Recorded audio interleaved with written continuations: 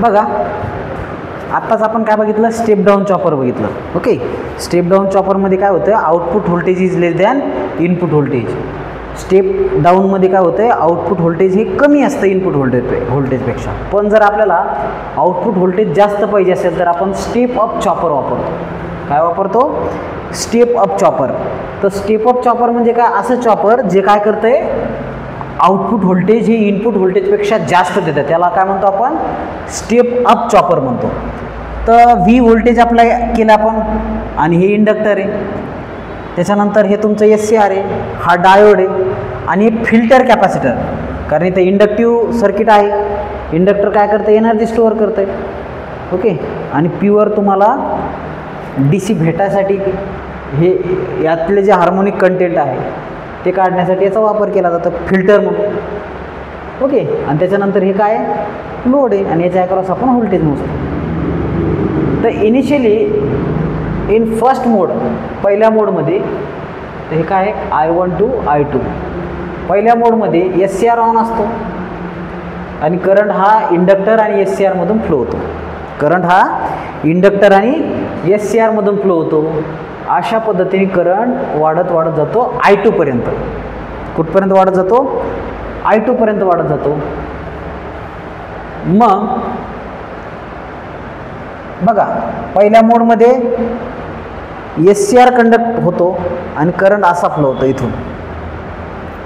आता दुसऱ्या मोडमध्ये SCR ऑफ होतो, ट्रिगरिंग थ्रू SCR ऑफ होतो. आणि जर SCR बंद झाला तर डायरेक्ट लोडमधून करंट फ्लो होतो.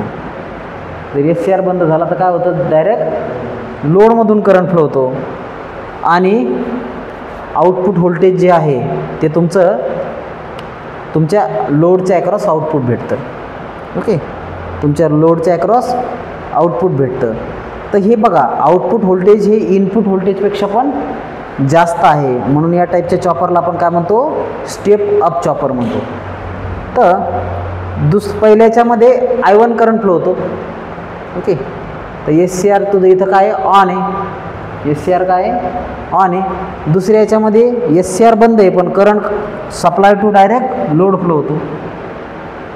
आता पहिल्या याच्यामध्ये ऑलरेडी काय आहे, कॅपॅसिटर इंडक्टर चार्ज होतं. पहिल्या याच्यामध्ये इंडक्टर चार्ज होतं.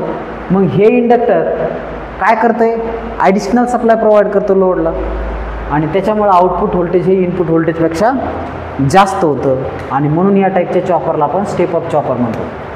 तर आउटपुट व्होल्टेजचा फॉर्म्युला पहा, Vout is equals to V upon 1 - T on by T.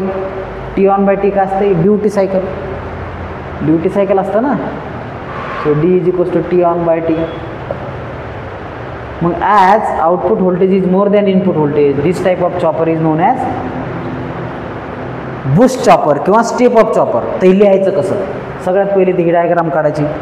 He diagram काढून काय लिहायचं आहे की स्टेप अप चॉपर म्हणजे काय ते लिहायचं आहे. त्याच्यानंतर मोड 1 डायग्राम काढायची, त्याच्यामध्ये मेन्शन करायचं S1 on and current flowing through this आणि energy is store in the inductor. Okay, आणि नंतरच्या मोडमध्ये बघा पहिल्या मोडमध्ये मग I1 to I2 अशा पद्धतीने करंट वाढत वाढत जातो इंडक्टरमधला.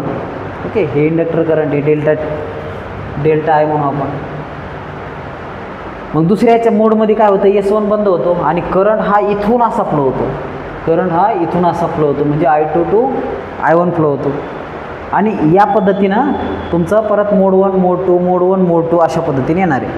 पण होतं काय, मोड 2ला इंडक्टरची इंडक्टरचा एनर्जी स्टोअर झाली होती ना पहिल्या याच्यामध्ये, T + E दोन्ही मिळून आउटपुट काय होईल, वाढेल ना. म्हणून ती या टाईपच्या चॉपरला आपण काय म्हणतो, स्टेप अप चॉपर असं म्हणतो. येतं लक्षात.